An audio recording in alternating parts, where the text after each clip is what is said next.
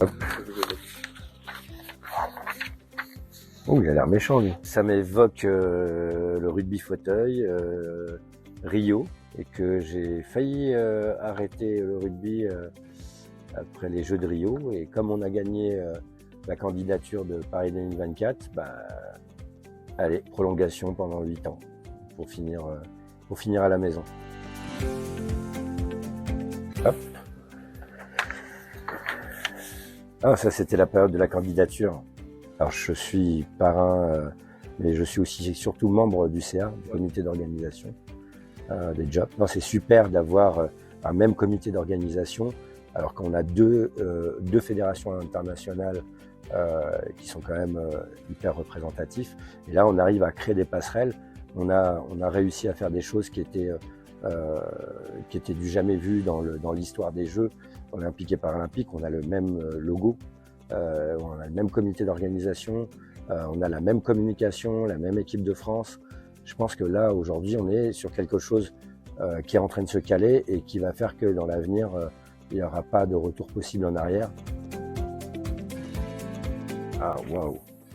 Ça, c'était l'habillage à l'hôtel de ville de Paris. C'était un super beau moment. C'est un aboutissement. Et, de finir sa carrière à la maison, c'est un rêve qui se réalise et on a besoin de ces jeux pour faire évoluer un peu les mentalités sur la différence, sur le handicap en général. Donc voilà, c'est au-delà de la performance sportive, il y a les jeux et ses enjeux citoyens, sociaux, humains. Et j'espère que ces jeux vont vraiment impacter le cœur et les esprits de tout le monde.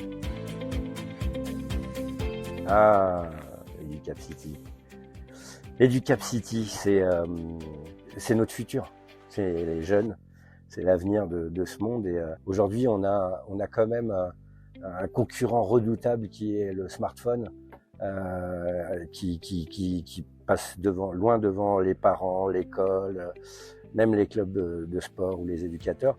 Donc je pense que pour que les enfants gardent cet esprit critique et ne soient pas que dans la critique, et surtout avec les fake news, il faut qu'ils vivent une expérience réelle. Il faut qu'ils rencontrent des institutions, des policiers, qu'il faut qu'ils rencontrent des associations, des patrons, des élus. Et donc voilà, un peu désenclaver un peu ces esprits qui portent toujours un jugement sur l'autre, et leur dire en fait on fait partie de la différence, de cette différence multiculturelle. On a cette chance-là dans ce pays d'être un pays monde. Il faut qu'on ait une identité commune, qui est une identité noble, qui est la République. Et j'essaye de faire mon boulot pour que ces jeunes bambins puissent découvrir tout ça et avoir un regard plus juste sur le monde. En fait, vous m'avez pas offert cette image, mais j'ai cette image dans la tête des Jeux où les Paralympiques auraient du public partout. Et là, on sait qu'aujourd'hui, ils ont du mal à remplir. Donc je vous invite vraiment à prendre vos places. Elles sont pas chères. Là, au rugby, par exemple, c'est 15 € pour les matchs et les phases finales, 25 €. Venez encourager, vous allez voir, c'est un film en direct live.